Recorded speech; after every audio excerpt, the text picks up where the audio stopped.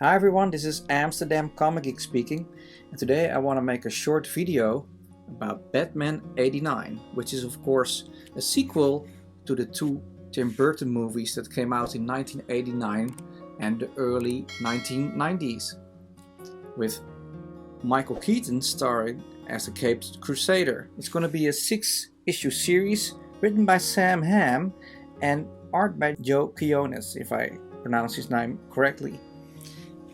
And I read the first issue and I was wondering what you guys think of it. Also, I wanted to show you a couple of sketches or designs of the artist that were published in the Free Comic Book Day Batman comic that was published in August this year. So I think it's always interesting to look at designs.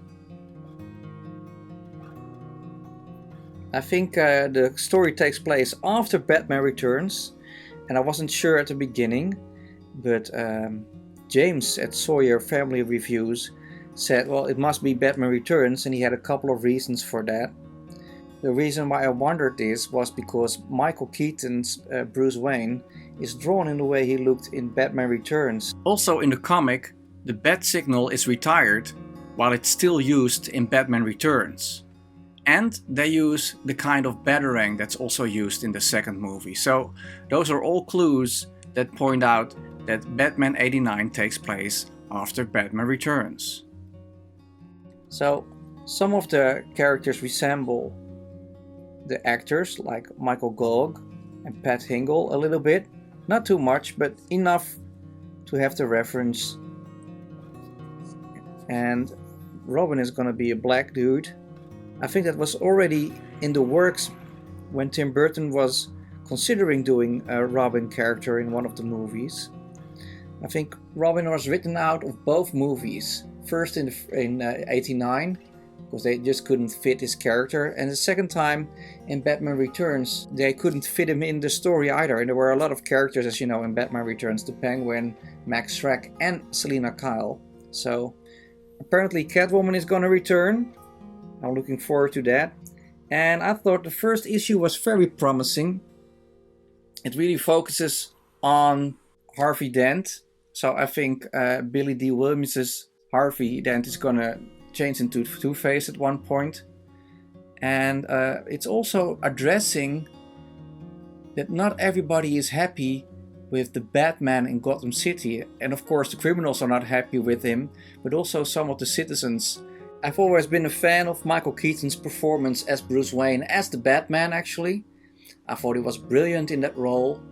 He brought a lot of gravitas to the role and made Bruce Wayne really interesting. So I'm happy that this Bruce Wayne's story is continued in this series. I hope it will be an ongoing series, but who knows. Maybe it's just a 6-parter. And it will end after that, but I'm hoping it will be an ongoing series because I want to read more about Michael Keaton's Batman. I also loved Tim Burton's dark gothic vision of Gotham City, but I think the comic would have been even better if Jerry Ordway was the penciler. He did the comic book adaptation of the movie back in the day. I really loved his style and the way he inked that comic and the coloring. And I think it would have been greater even if they had the same team to make this comic book series, the sequel to Batman '89. I'm very excited to read more stories in the Burton-verse, as they call it. And I thought Sam Hamm did a great job writing the first one, although they tinkered with his script a little bit. Maybe that's a story for another vlog in the future. But I'm more of a trade paperback guy than reading floppies or single issues. So I read the first issue. I'm definitely gonna pick up the trade paperback when it comes out. I think that will be around November this year, maybe October. I think it's very interesting, it's worth a read. And I'm also curious about the new Superman series they're gonna do based upon Superman the movie with the wonderful Christopher Reeve as the Man of Steel. Now, I'm a bit nostalgic when it comes to collecting comics.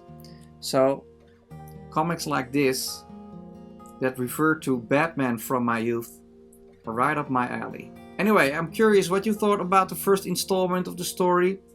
You think it's promising as well? Was there something you didn't like about it? Was there something that stood out for you? Let me know in the comment section below. I'd love to hear it. Thank you very much for watching, and I'll catch you guys at the next one. Cheers.